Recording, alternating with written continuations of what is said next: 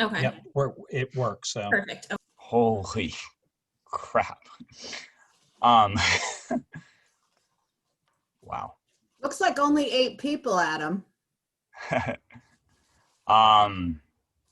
You have a few more still coming in also. Cool. I'm just gonna go shake my hands out below the desk.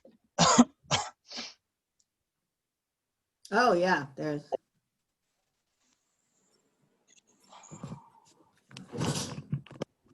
Hey, Mom. Hi. And Dad. Sorry. Tell them to stay on at the end. I want to meet them, Adam.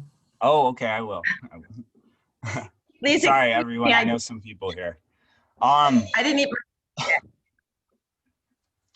All right, Nikki, how do you feel? Everyone on? Yeah, for the most part, I think you should. Oh, there's not too many people. Okay. All right, welcome you all. Thank you so much wherever you're coming from. My name is Adam Jacobs. I go by the pronouns he, him, and his. Feel free to put your pronouns up if you want. Just briefly, thank you to the seat at the table. Thank you to all the professors and advisors who have helped me. I'm a grad student here at Springfield College.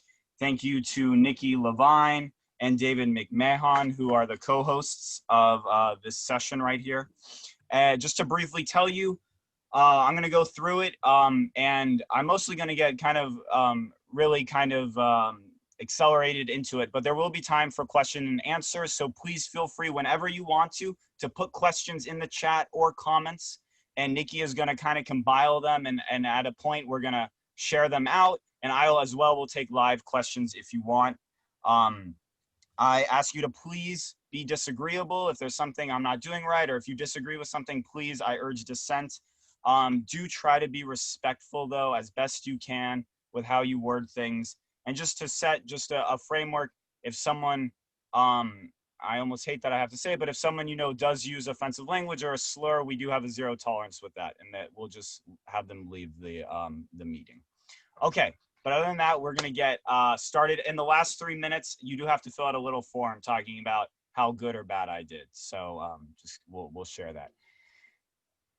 Okay, so here we go. I'm gonna share my screen. All right, let's see if we, let me just start the PowerPoint. Oh, no, wait, I gotta stop it. I did the wrong button, sorry. I gotta be sure. Okay, there we go.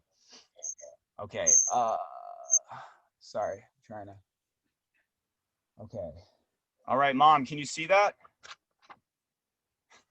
Can someone tell me if they can see that? Nikki, can you see that? Yes. Yep. I see YMCA. Wonderful, okay, great, sorry. Okay, so here we go. The YMCA. Okay, Indigenous Appropriations and Apotheosis, Muscular Christianity at the Y. And please, if suddenly you can't hear me or something, please someone speak up. Okay, Indigenous Appropriations and Apotheosis, Muscular Christianity at the Y. Apotheosis means deification or glorification of something. To play at cricket was a sin in the eyes of the fathers.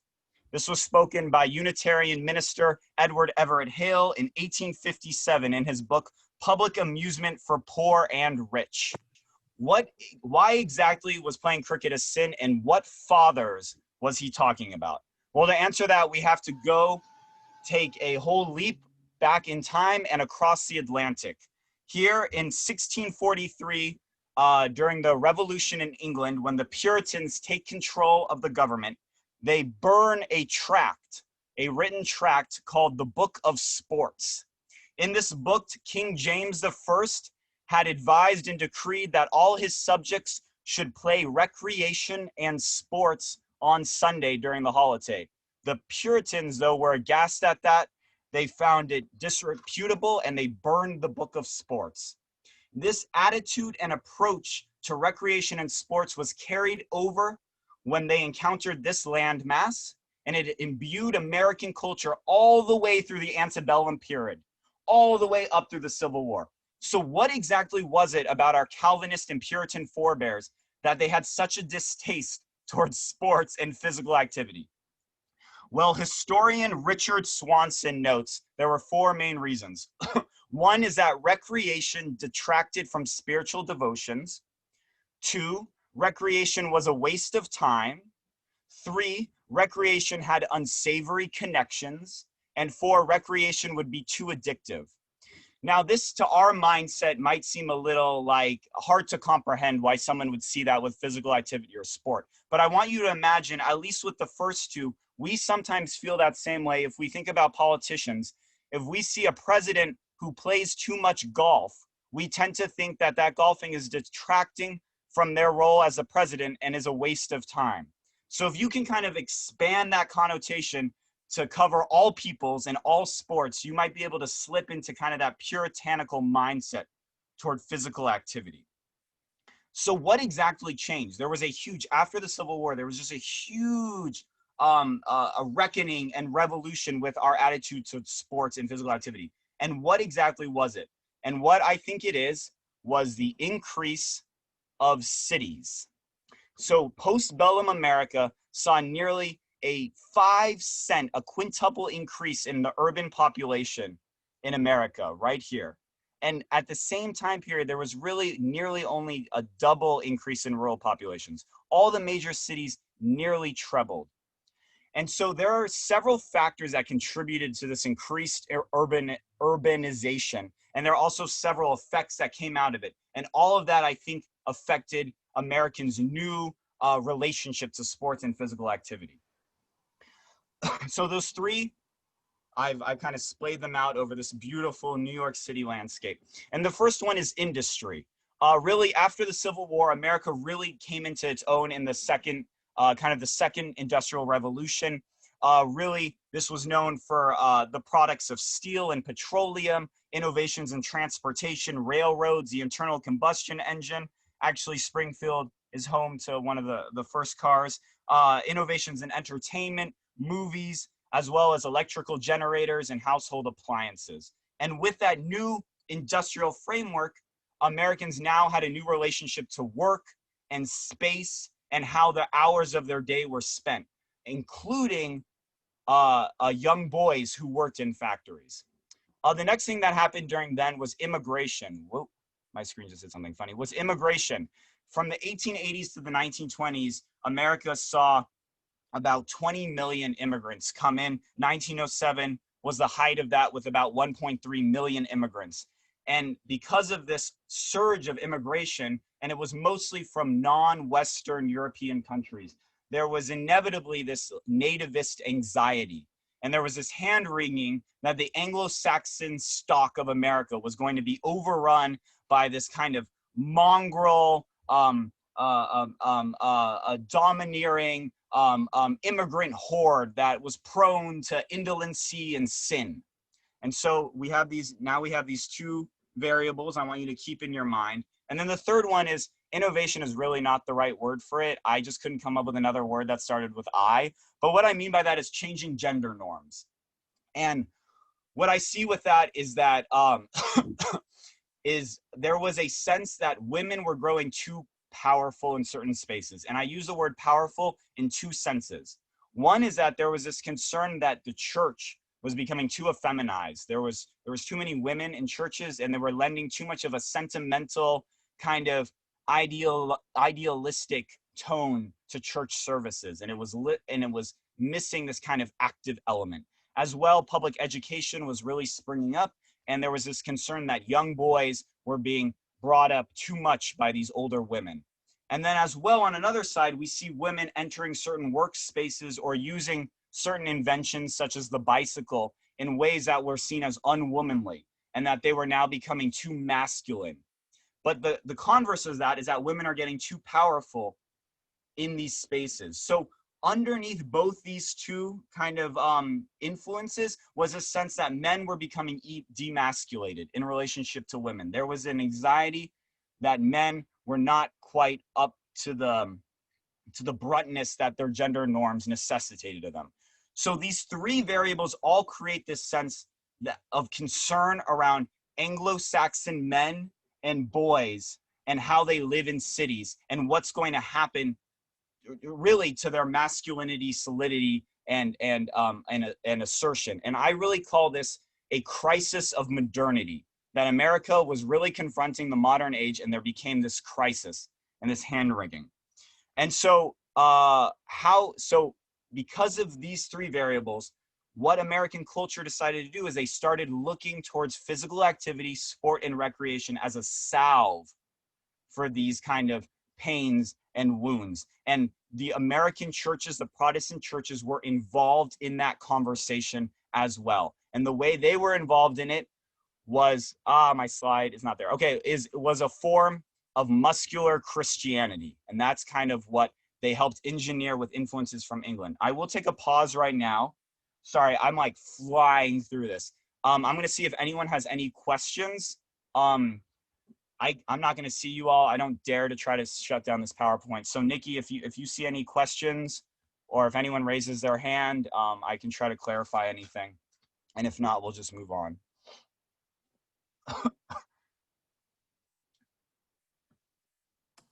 I'm not seeing any questions in the chat. Awesome. No, I love it. Thank you. Because then we'll get through more of it and then we can have a great conversation at the end. Okay. So, sorry, muscular Christianity was really at its root a Christian commitment to health and manliness. And what exactly is that?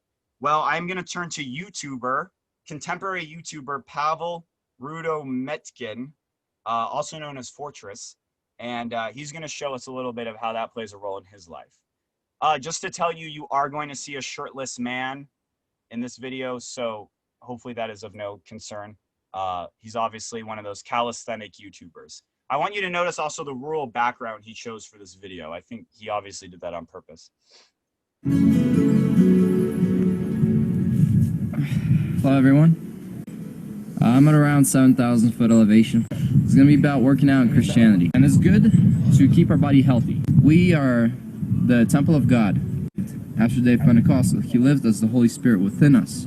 For Him to use us to His full potential, we must maintain ourselves healthy. Just kill the fly. God will answer, and God will lead you this direction, and He'll help you get in shape and everything, but it has to be the right motive. Okay, we're just going to watch it again because that happened really fast. Could you all, Nikki, could you hear that? Yeah. Okay, we're just going to watch it one more time. It was very fast. Try to pick up on the Bible verses he used. Hello everyone. I'm at around 7,000 foot elevation. It's going to be about working out in Christianity. And it's good to keep our body healthy. We are the temple of God. After the day of Pentecost, He lived as the Holy Spirit within us. For Him to use us to His full potential, we must maintain ourselves healthy. Just kill the fly. God will answer, and God will lead you this direction, and He'll help you get in shape and everything, but it has to be the right motive. Okay, so muscular Christianity really, I think, has three pillars that this kind of reassessment of the body. The one is, I hopefully you heard him bring it up, is body as temple. And that is the sense that, you know, the body is the temple for the spirit of God, or the sense that the body is also part of the greater body of Christ.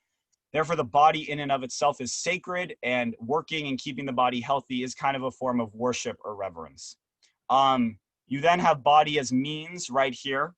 And what that is the idea that you utilize the body for spiritual gain, in the sense that you're engaging in physical activity because you're trying to build character, good character. You're learning discipline and ethical behavior and teamwork and cooperation and how to be equanimous in defeat.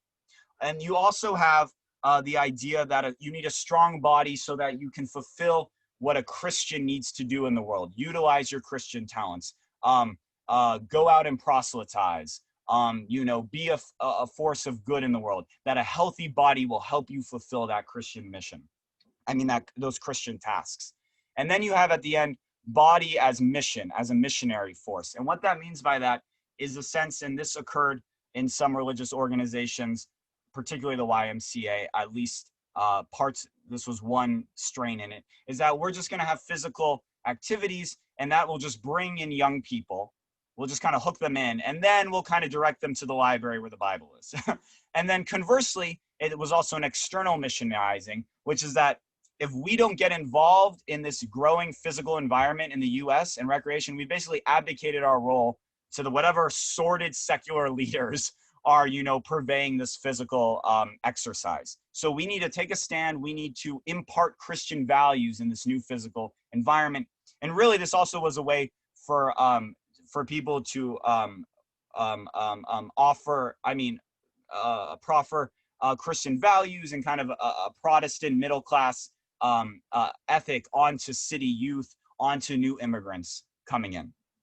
So, however, to really getting a seamless combination of these, physicality and spirituality, it was really helped and stitched together by this one man named Luther Gulick, who was a huge philosopher, a great philosopher in the YMCA and Springfield College. And he helped design this triangle, which kind of represents this continuity of these three things, really muscular Christianity in its essence. And he has this tract called What the Triangle Means, and we're just going to read a paragraph of it. And this is what he says. He says, our work cannot be represented by the physical, plus the intellectual, plus the social, plus the spiritual, each one standing alone. For the relations that exist between them render each far more valuable than it would be by itself. It is by means of the physical that men are brought under the influence of the spiritual, and it is the spiritual that influences men, that their body, and it is the spiritual that teaches men that their bodies are sacred to noble ends, and that the gymnasium is one of the means to the accomplishment of those ends. So we can really see here how he takes those last two pillars, body as a means to spiritual, to noble ends, and also as body kind of as a hook, get people into the gymnasium, and then we get them into further things. In a previous part in the writing, he also talks about body as the temple. So he really weaves all those three influences together. So this is his biography, and he really has an incredible biography. He was heavily involved in Springfield College, before it was called Springfield College, in the YMCA. He edited PE journals and wrote books. But most pertinent for what we're going to be exploring in this PowerPoint is he helped organize the Boy Scouts in 1910, as well as the Campfire Girls, which was kind of the other gendered corollary to the Boy Scouts, at least in the beginning. And he worked with another man in this area that we're going to meet later on. But what I want to say is that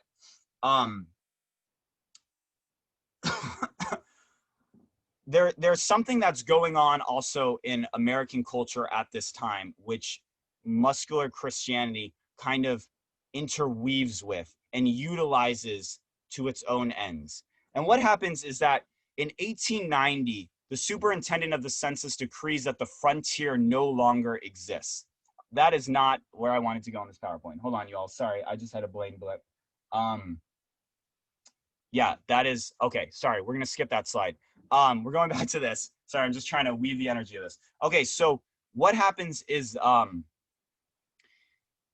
the muscular Christianity end up using, they're trying to look for a figure, a rural figure, someone involved in a rural environment, someone who has like practices and habits that are supposedly more connected to nature, someone who is supposedly of good esteemed character.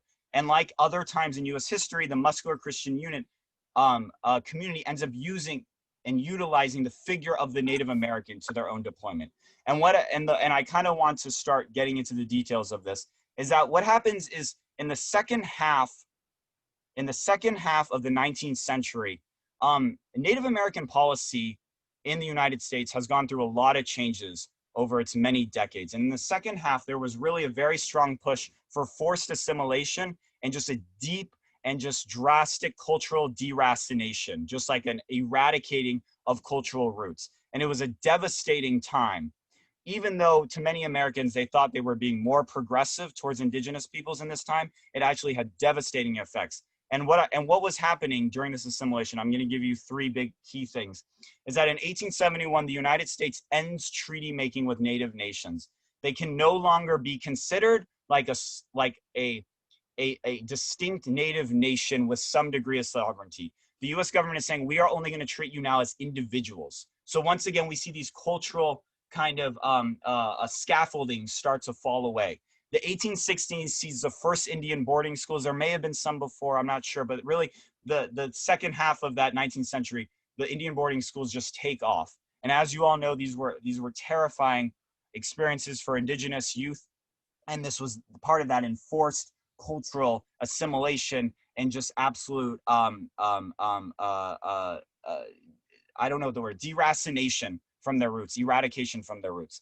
In 1887, you have the Dawes Severity Act, which what that does is it takes reservations and it breaks up the communally held land ownings. And what it said is that we are going to now take these land plots, which you communally held as a tribe, and we are dividing them up into individual parcels. And now you need to farm them as a nuclear family with a patriarchal head, and they need to engage in privatized farming industry in the capitalistic economy.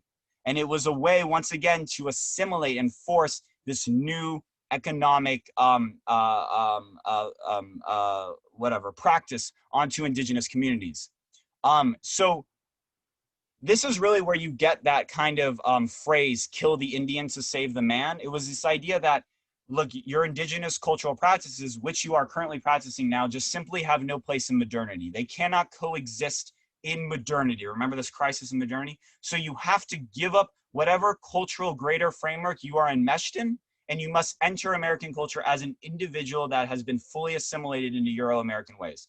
And once again, this is a way, I want to explain, this is an important point, even though this is not necessarily physical genocide in the way we think about it, this is a cultural genocide going on, and it is also still an erasure of the native. This is a way that the US is able to erase continually native presence on the land. And obviously, it did actually have physical effects as well, the Indian boarding schools. It did have deeply physical ramifications that, you know, did lead to people's deaths. But what I want to say is that simultaneously with this, and I'm sorry I don't have another slide, is now in the American imagination, they are suddenly seeing this pre-modern Indian, in quotes, as existing kind of in this abstract past that no longer exists. And as that, you know, when you start doing that detached abstract thing, you start sometimes getting senses of adulation or fetishization, or it serves a certain signifier or placeholder. And what Euro-Americans start seeing is they start utilizing that to their own ends. So simultaneously, while indigenous people are being told that they cannot operate or practice their cultural norms, Euro-Americans are saying we are going to appropriate these norms for our own uses. And we have projected them into the past where they are safe and they're not a living situation, they're an artifact, but we're going to use them for our own uses. And this is really how cultural appropriation does work. The actual culture is not able to practice it themselves, and the domineering culture is able to take it to their own uses. So what occurs is that Euro-Americans, I'm sorry, this is a little long-winded, I should have created a stride, but they create a projection of what this like indigenous person, the pre-modern native was. And it's a performative projection, but it serves the Euro-American right now. What this crisis of modernity is saying, we needed this pre-modern figure. We not only have a crisis of modernity, but we have a crisis of America, right? What does it mean to be American right now? We have immigration, changing gender norms, new economic systems. What does it mean to be Anglo-Saxon and American? And always whenever there's a national reckoning, Euro-Americans look to the indigenous person as a way to stake a claim that I am still American. There is something here that makes me American. It gives you an Americanus. So just as indigenous people had to kill the Indian to save the man, I'm going to proffer that Euro-Americans needed to play the Indian to save the man. They were able to play Indian to save the city youth, to save the industrial worker, to save the Anglo-Saxon that was having to deal with changing gender norms and immigrants. And we're going to see how this was utilized by Muscular Christianity in very sinuous ways. Okay, so I hope that made sense. I don't really want to pause right now, but please feel free to write your questions and we can clarify all this. That was a very complicated way of explaining. I don't know if I did it that well, but hopefully it makes enough sense. So Luther Gulick, he is eventually going to work with this man named Ernest Thompson Seton, who is a Canadian naturalist and an artist. And he has an estate in Connecticut. And in 1901, he gets a bunch of rabble-rousing boys who vandalized a bunch of things, and he brings them to his estate, and he says, you know what, we're going to create some performative Native American rituals. These are his young Euro-American boys dressed in whatever in his fantasy was, native trappings. You can see there's a teepee, but they're in the middle of Connecticut. So it was a wild success. People loved it. The boys loved it. And all the way up to 1910, he started this thing called the Woodcraft Indians. And he just kind of spread these camps and these experiences for city youth and other boys who are maybe out and about or having trouble dealing with things to come take, you know, a week experience in this camping environment, to play Indian, and then to go back rehabilitated and ready to join the modern kind of lifestyle. In 1910, it ends up getting subsumed by the greater scouting movement, which has come in from England, and he has incorporated it. Seton Thomas actually wrote the first scouting manual. In 1915, though, he eventually leaves the scouting organization because it is turning too militaristic as World War I is getting underway. So Seton's Woodcraft Indians, this is just going to describe it a bit. Seton established a hierarchy of chiefs that filled judicial, secretarial, treasury, and administrative functions. Each, quote, brave, this is a quote from the book, set out to earn awards of distinction called coups and grand coups after the practice of plains warriors. By demonstrating woodcraft knowledge and physical prowess, boys earned their coups and moved through the hierarchy. As they did so, they were allowed to add, subtract, and color various parts on a buffalo brooch that demonstrated their progress. They even sometimes have different things representing scalping and stuff like that. So what we see is that we see a Euro-American fantasy of what like native life was like pre-modern. And what it functions to do is it allows this like inner city youth to come out and say like, you know, I've experienced this. I've experienced this experience, you know, this naturalistic, this more rural based economic lifestyle. And now that I've done my recreation, I've done my physical activity, I've embodied myself more, I can now come back and I can like confront the industrial workforce. Not just that, I want you to notice that the way they structured it with hierarchy and the different bureaucracies, this was a European projection onto indigenous cultures. And in this way, this also insidiously trained these youth to then, when they went back into the quote unquote city lifestyle, to be habilitated towards hierarchy and these bureaucratic functions through this performative like indigenous experience. So Woodcraft Indians fell away, as I kind of just alluded to, but what Seton Thomas ended up moving into, and this is where he got help with Luther Gulick, was Campfire Girls. And this was the female counterpart to it. And here is a participant in the garb that they wore. And like, Campfire Girls, like the Woodcraft Indians, chose a variety of Indian names and scored coups and grand coups in a hierarchical activity and work environment. However, in distinction, these female members, they spent a lot of time creating individual ceremonial dresses and bead headbands, and they really expressed through this garb their own visions of their character and their destinies, and they scored badges and activity points as they moved through the different levels of wood gatherer, fire maker, and I forgot the last one. I'm sorry. It's like bead maker or something. It's a female gendered enterprise though. And so what I want us to see is, while, you know, for the girls, there's that similar like kind of like trying to get abreast of a romanticized indigeneity. It's gendered in a different way. Luther Gulick notes, I suggest that the fire be taken as a symbol of the girls' movement, the domestic fire, not the wildfire, and that from the first, the very meaning of the fire be explained to her in poetry and dance. So we see once again that they're utilizing indigenous figures, supposedly properly gendered indigenous figures in a European fantasy, and they're using them to then, you know, teach girls how to be proper women. And then when they can go back into quote unquote the modern lifestyle, they will be able to do domestic activities, you know, with more fervence and engagement and strength. So we see this, so the scouting movement, Campfire Girls, Woodcraft Indians, all these took really indigenous trappings. Other camping organizations did as well. And it did also stifle down into colleges and other organizations like that. So for example, at Springfield College, in the 1920s and 30s, many of you maybe are not at Springfield College. There's kind of an East Campus where all the outdoor recreational physical activities are housed. And in the 1920s, that movement happened. And college officials were like, well, you know, we need some type of permanent multi-purpose structure here. And they decided that they were going to create, quote unquote, something called the Pueblo of the Seven Fires. I think the tagline is the only authentic Pueblo east of the Mississippi or something like that.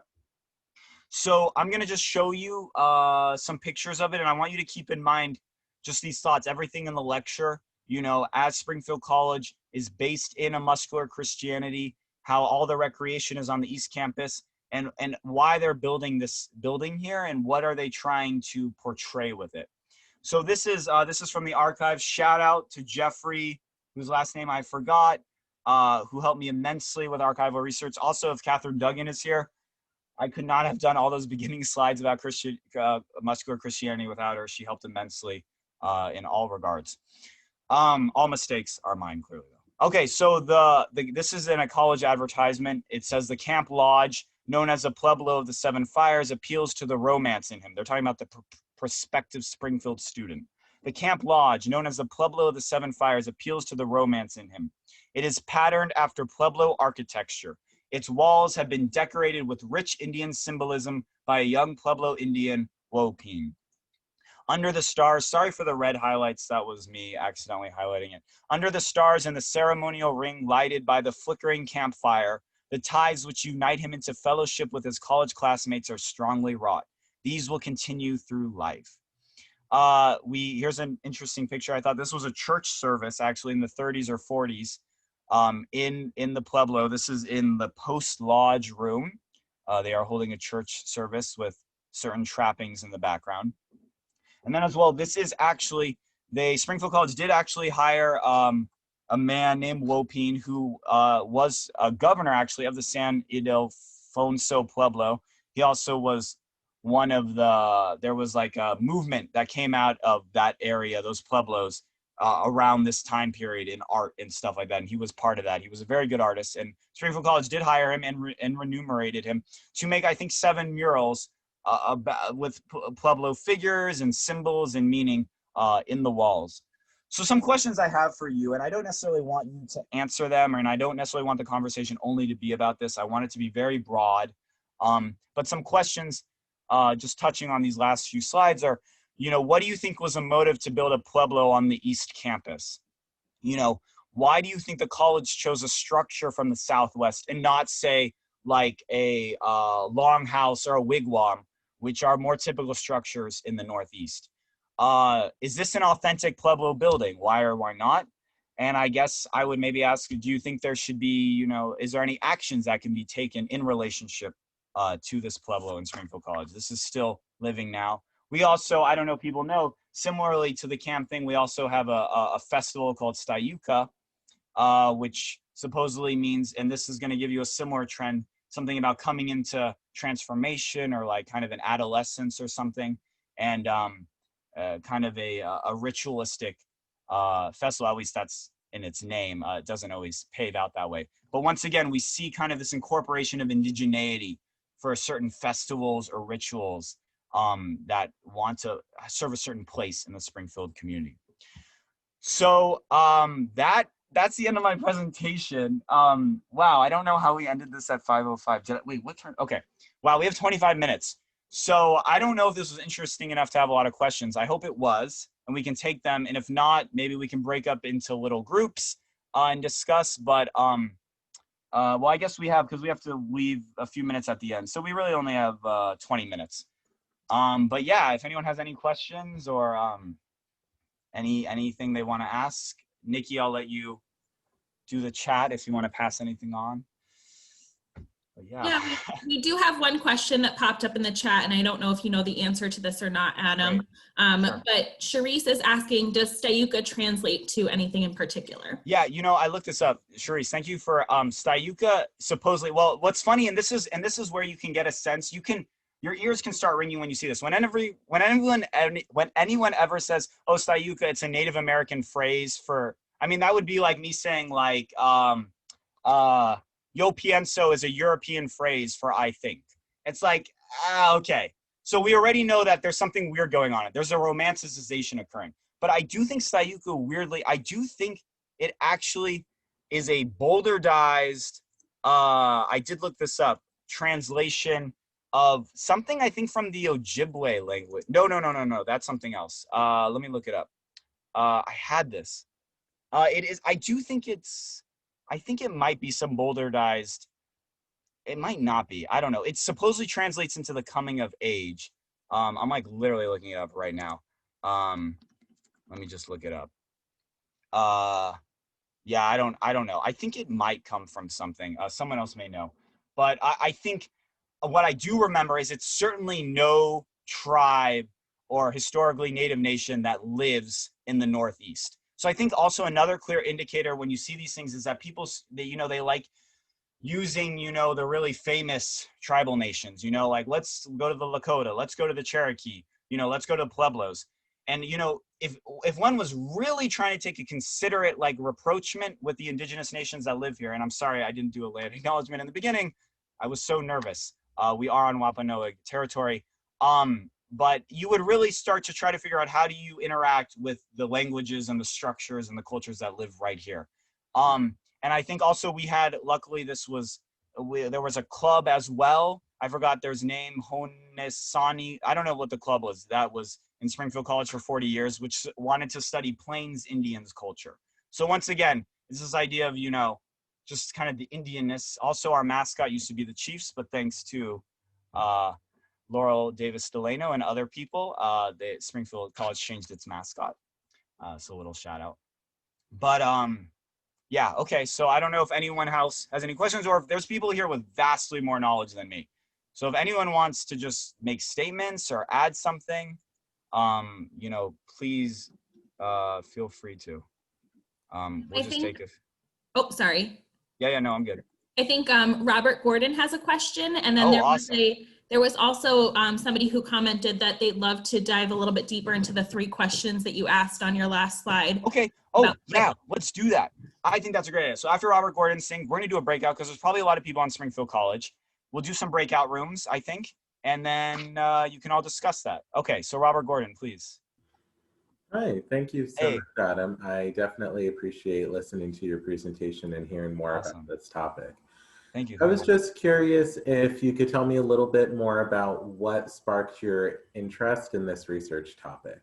Okay. Wow, this has been longstanding. So I went to Wesleyan University as my undergrad, and I had the privilege, it probably was the class that affected me the most, to take an Indigenous politics class with a Native Hawaiian scholar, Kehalani Kawanui at Wesleyan University. Some of you may have heard of her. She writes a lot. And it really moved me a lot. And I started taking, I don't know if anyone's heard of Waldorf education. Here I am, I can't stop talking about it. I took some training in Waldorf education, and I worked a lot around, I think they have a lot of issues around race and indigeneity that is really not acknowledged. And I fought really hard for them to come to better terms around indigeneity.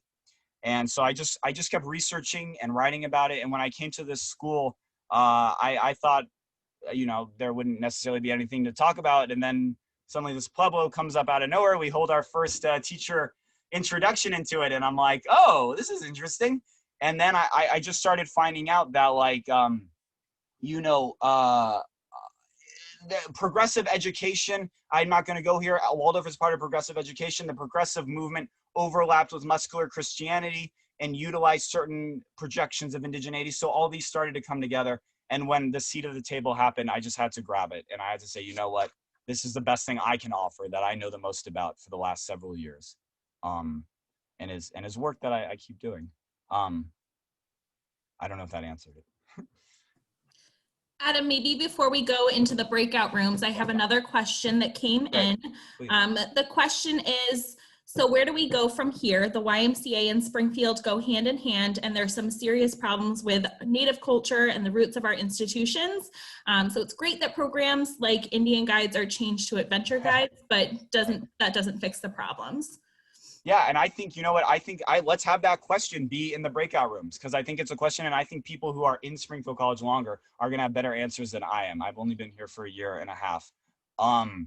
And, I think there's a lot of different ways to maybe deal with it. So I don't know. What do you all think? Shall we go to breakout rooms? I think that would be a good use of our time. Yeah? Maybe? Yeah. We're gonna do it. Okay. So Nikki, Adam? can you? Adam? Oh yeah, Eileen. If you're going to put us in breakout rooms, will you put the questions from the slide that we're supposed to be discussing in the Yes. chat? Thank you. Yeah, I'll do that. I'll send it out. Okay, let me do it in the chat right now. Thank you. So these questions are kind of in the bigger thing, as one participant asked, you know, where do we go from here? What do we do with it? So let me go put it in the chat. Okay, hold on, sorry. Oh, sorry, everyone. Okay. Is that all there? Yeah, okay. So Nikki, I think you got to do the breakout rooms. I can't do that. Okay, so if you want to just we need randomize people and let's do 6 breakout rooms, yeah? Okay, I do not know how to do breakout rooms. Oh, why don't you make me a host? Make me the Okay, host. perfect. Make me the host. I will do and I'll that. do it. Yeah, that'll be good. We'll end it with me being the host, yeah. All right, just bear with us. Tech difficulties.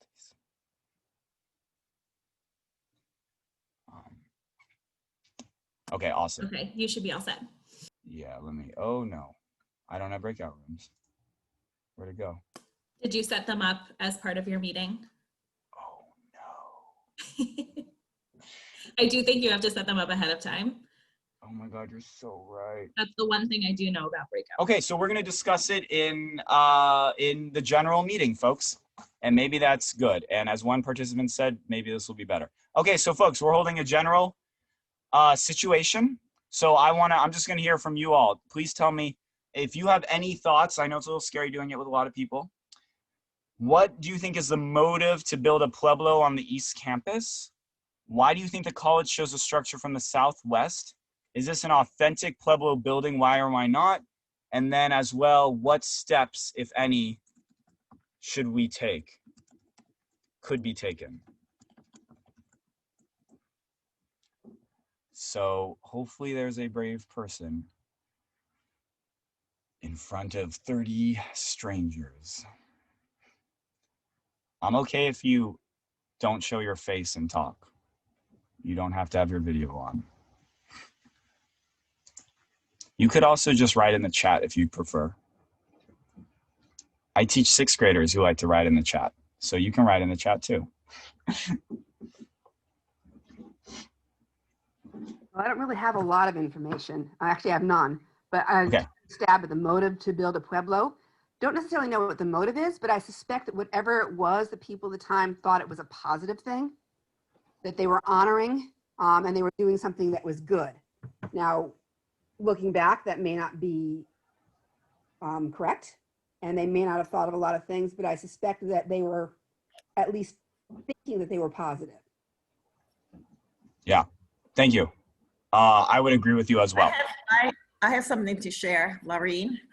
So in Indigenous cultures, I think as a general overview, the East was a symbol of air and the season of spring, and maybe Springfield College took that as a very positive aspect and build it there. Interesting. I think, so let me just clarify for people who don't know, the East Campus was where the recreational facilities were. So that's what I mean. Not necessarily East as in a directional thing, but why did they choose? This is really a question just asking you if you paid attention to my lecture, because I feel like the lecture answers it. But why do you feel like they built, you know, this Pueblo, this indigenous dwelling, this native dwelling on, you know, the campus, the part of campus where there was recreation and physical activity? You know, what were they trying to do? What were they trying to signify by that? Well, if you're looking for the connection to Muscular Christianity, obviously they had this space, and they were trying to connect the Native American stereotypes to Right. being more physical, more athletic, and tying into one of the earlier versions of the mission of Springfield College. Right. So that's what I would agree with. That's what I think it was. I think it's clear that that's what they wanted. You can see it in the advertising. They're like, the Springfield Student College can have a romantic time by the campfire and be in the woods with his peers and get a fraternal friendship that will last them forever through his life. So absolutely, I would, yeah, that's what I would say. I guess the question is, you know, why do you think the college chose a structure from the Southwest and not like a, you know, a longhouse? I'm thinking it might have just been a couple of reasons. One is they weren't taking seriously different geographic designations. They had just this idea of a very stereotypical, any Indian thing counts. So they weren't considering what was coming from where. But it also, yeah, and as Laurel just said in the chat, from movies. So a lot of Hollywood movies had Indian cowboys and Indians in the West, and it was very Western. And even if that wasn't authentic, because a lot of those were filmed in like Spain and were spaghetti Western, so they weren't even really the American Southwest, but it just made this stereotypical idea and this romanticized idea.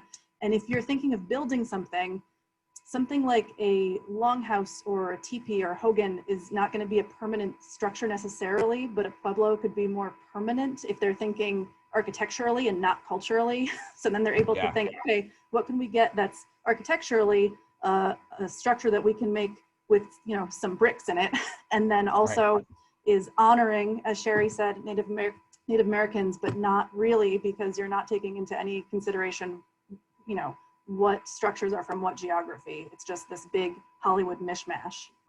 Yeah, I 100% agree with you. Yeah, so just to relay that, they just had this like, a certain vision affected by Hollywood movies of what, you know, what would be a famous, fabulous like indigenous structure, and as well they're looking for a certain, maybe a brick and mortar template that is different than, and they're not taking into account distinctions among native cultures, which I as well did not do just now. Laurel, thank you. I just read your chat. I guess we are not in Wampanoag territory. Where are we? What, Laurel, who are the indigenous people that we're on? Okay. Sorry, I thought it was Wampanoag. So I'm still learning as well. We'll post the acknowledgement later. So I think, and then, so I guess the next question, and this is one I really don't know, actually, I don't have an answer, is do you think it's an authentic Pueblo building? I know Springfield College really tries to say that. And the reason I ask that is because Wopin, and though Laura, also, thank you, Laurel, just noted me that it's possible that actually Wopin did paint for free. Never mind, I thought he was, you know, correctly remunerated, but he may have painted for free, which is even more intricate. But do you think, just taking into account, now we know the romanticization, the motives, its use, but you know, they did have a Pueblo artist come in. Do you think this would be considered an authentic Pueblo structure or no?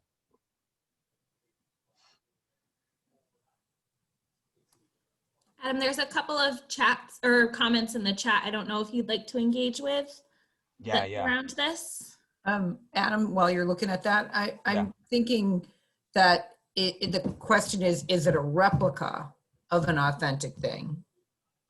Since if it wasn't built by indigenous people as an authentic building, then the question to me isn't whether or not it's an authentic Pueblo, but whether or not it's a replica of an authentic Pueblo. But my other question that I had was before you mentioned the mascot, the Chiefs mascot that we used to have, and I'm wondering, like, when we transitioned, I don't know the history, although I know a lot of people think I've been here since the beginning of time, which I have not. But when we transitioned from a YMCA college to Springfield College, is that when the Chiefs became the mascot, and is that when the Pueblo came into being? Or so was that a thematically based kind of transition? I don't know the answer to that. Yeah, I think Laurel's right. Yeah, it's no. Yeah, I think the Pueblo came out in the 1930s, and I think we transitioned to Springfield College in the 50s, 60s. Yeah. I wasn't born yet. Okay. Oh, the Chiefs, though, it sounds like Laurel is saying got stopped in 1990. The mascot change was in 1997. I don't know when it changed away from it, but I was wondering if that was when we changed from a YMCA college to Springfield College, if that was part of that transition. Is that when we got, I don't know. Away from it. No, that's not, they're not directly linked at all. Thank you. Do you know when we took on the Chief as a mascot? Does anyone know? After the 1960s, because the undefeated football team was referred to as the Stubby Christians. Right, and they wanted, right. Okay, so that this is name all- may actually relate to Muscular Christianity, Stubby Christians. Right, exactly, and that we have Amos there leading those. And the relative height of our offensive line. Okay, so I like Eileen's question more. Yeah, I will see some images of the poet. I'll share it again. Do you think this is a replica of an authentic Pueblo? Would you consider this a replica of an authentic Pueblo?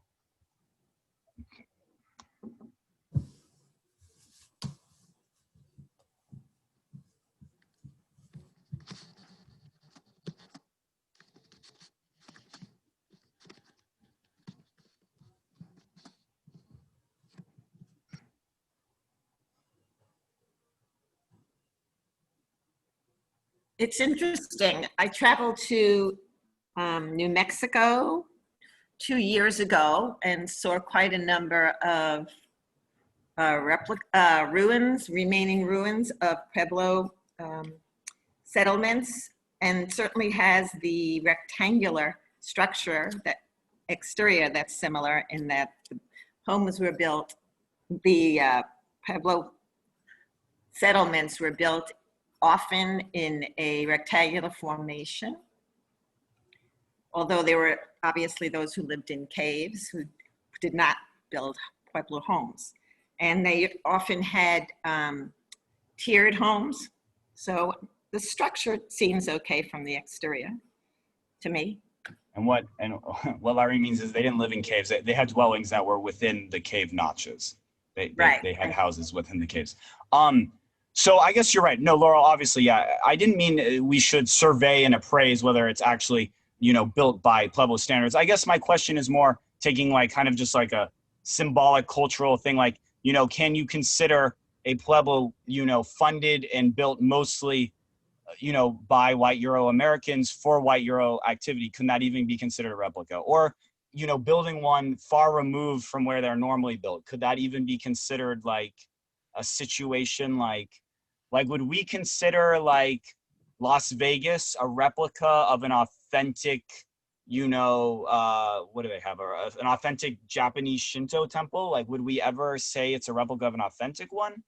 I don't think we would ever go that far. So I don't know. Okay, so just in the last 2-3 minutes, then, I don't know, does anyone have any ideas of, is it cool? Is it chill? Do we just stay with it? Or is there any way is there something to do to shift with it or reach out to anyone? Or is there anything that maybe some pressure to be done with it? Or Go ahead. Sorry, I have a personal question. So because I was the one who held your first meeting out at the East Campus, along with a few other people on this screen. Sure. So if that was your first sort of physical introduction to the graduate program, what was your reaction to that? Like, was it offensive to you? So I'm curious about that, because I've never heard this from you before. I think, I think, like, look, so I mean, I'm raised in my culture as well, and I have sentimentality and stuff. Like, I can't deny that it's a really cool structure. It was awesome to be in there, and I as well got swept away with the artifice and the, the accoutrements of it. And it's awesome. It's an awesome building. And, what did I consider? Yeah, I did. When I first came in it, I was like, oh, this is awkward. And I think offensive. And like, I don't know, like off the top of my head. And once again, the only thing I could think is like, maybe we just change what we call it. Like, first of all, calling it the Pueblo of the Seven Fires. I don't know if Seven Fires is a significant thing in Pueblo culture. I know Seven Fires maybe has something with Lakota. I don't know if it does with Pueblo, but like, could we change the name of it? Could we acknowledge that we don't even pretend that it really is supposed to do anything? And it's now just like a really cool outdoors thing? I don't know. Then you get the pain, you start getting people being like, oh, but there's this sentiment and this romantic notion with it. I don't know. Maybe there's a way you can get it, but do it in it. Maybe you can call it a European inn. You could just convert, they hold a church service in it. Why don't we just call it a European inn or something, just go, I don't know. But Wopin also has these beautiful murals in it, that he did possibly for free. I don't really know. I do think it is awkward. Oh, someone has something in the comment. I'll just say it. I don't know if identifying the authentic gets to the root of this question. And furthermore, the problem of this, I think it's that we acknowledge that some of our history is problematic as a college, as a YMCA, and on a macro level as a nation. But how do we respect and protect Indigenous people moving forward? As a Native person, it's problematic. And as a YMCA representative and SC alum, I want the groups to learn and grow and be better. Awesome. Okay, thank you so much. Yeah, you're right. I guess, once again, that authentic question becomes a trap. like, oh, if it's authentic, then it's okay to do. And if it's not, then it's not. You're right. That's part of that like circular loop thinking. So really the question is, what do we do with a structure that's built by a bunch of European Americans miles away from where it's usually built for Euro uses, particularly in a stereotypical fashion, to rehabilitate conceivably industrialized youth into the modern age? Like, what do we do with that structure? How do we acknowledge it? It looks like Professor Davis Delano is working on this issue. We also have STAYUCA, which still exists with that name, BT dubs. Sherry, if you want to give us the last comment, and then I have to pass something out. I'm wondering if that's even the question, because I would think the question is really more not what do we do with the building or what do we do about a name, but what do we do to honestly look at the history of the college and acknowledge it and work from there. No matter where you are, whatever state you're in, whatever, area you're in, whatever school you're at, there's going to be something problematic in the history. It's time to look back and acknowledge that instead of trying to change it and hide it, put it out there in the open and say why it would have been acceptable at the time and what the problems are with it. Yeah. Okay. Yeah, I agree with you. I would just, you're right. Thank you. I'm not going to respond because I said you had the last comment, so I appreciate that. So folks, I now have to pass out a little form where you rate me. I hope I get to see them at the end. I don't know if I do. But so Nikki is going to pass out this form. There it is. Complete the survey for the seat at the table session. Actually, Sherry, so you want to say, do I see these or not? Maybe people feel safer if they know I'm not going to see it or it's anonymous. You will have access to it if you want it, but it is totally anonymous. Your email address and your name are not associated with it, and it will be on an Excel spreadsheet with everybody else's. So IP address will also not be associated with it. Awesome. Thank you, Charisse. Awesome. So I will be looking at them, BT dubs, because I like to know, but it'll be anonymous, so I won't know. You've all been amazing. Thank you. I hope I did my best. Once again, I do apologize for some slips throughout it. And obviously I am growing as well, but yeah, so you are free to go. I know there's a couple of people that maybe want to stay on and do a little chit chat, but yeah, thank you all so much. When you're done with the form, you can go. So just, and there's many more sessions and many more wonderful people. Yes, there's a session at 7:30 with SSBD on stereotypes and stereotypes regarding Black women. So awesome. Join us at 7:30. Yes, thank you. Thank you, Charisse. And Charisse has basically single-handedly organized this whole thing. So